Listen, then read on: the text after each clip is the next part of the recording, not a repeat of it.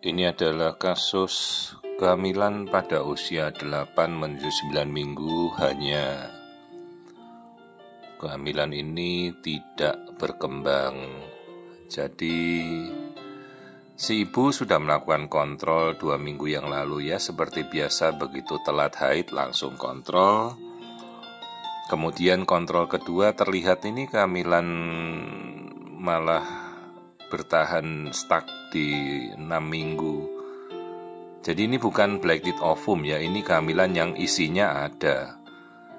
Dulunya embrio ini berkembang, jadi itu yang kita lihat seperti mata cincin putih itu ya, cincin ringnya ini adalah kantung hamilnya, yolk sac yang membesar. Tapi yolk sac-nya tidak ada yang makan, jadi yolk sac itu kan cadangan makanan janin ya. Jadi tidak ada yang makan lagi, yolk sac-nya jadi membesar. Ini arus darah yang kita lihat di sekeliling rahim ibu dengan sendirinya, ini adalah detak nadi ibunya, bukan detak jantung janin. Kemudian kita lihat dengan arus darah kita nyalakan, tidak ada aliran darah di embrio. Jadi ini adalah kasus misabortion 8 minggu yang sebenarnya sudah tidak berkembang sejak 2 minggu yang lalu. Tapi sempat janin ini hidup, karena janinnya sempat berkembang. Jadi kalau kita sudah melihat embrio ya, maka embrio harus ada detak jantung. Jadi hamilnya ini sekarang 8 minggu lebih, sementara embrio ini berhenti berkembang kira-kira 2 minggu lebih yang lalu ya. Jadi kalau di dalam itu kan faktornya steril, semuanya baik, embrio itu tidak akan hancur jika dia tidak berkembang. Jadi jelas ini bukan black ovum karena embrionya masih ada, yolk sac-nya masih ada, padahal sudah 2 minggu tidak berkembang ya. Jadi ini adalah struktur kematian mudigah atau embrio tidak berkembang atau kematian embrio.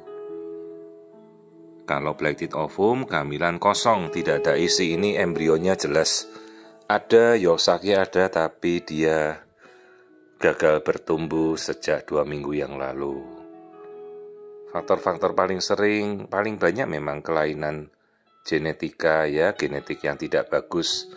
Maka janin itu yang terbentuk biasanya seleksi alam, dia tidak berkembang sejak awal. Atau mungkin ada faktor lain, autoimun, yang membuat aliran darah si ibu tidak baik, maka si janin itu seperti ditolak oleh tubuhnya ibunya sendiri, jadi seolah dia tidak mau bertahan, tidak mau nempel, tidak mau implantasi.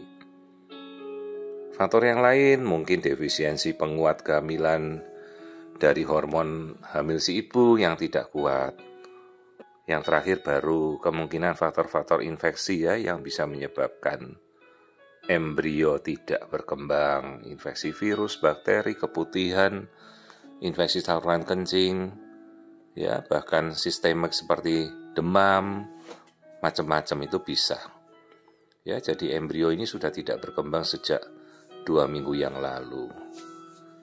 Ya tinggal kita menunggu, kita mencoba evakuasi ya, mungkin dengan obat atau dengan evakuasi kuretase, itu semua bisa dipertimbangkan ya jika mau pakai obat, karena ini belum terlalu besar, masih memungkinkan jika dikeluarkan dengan obat.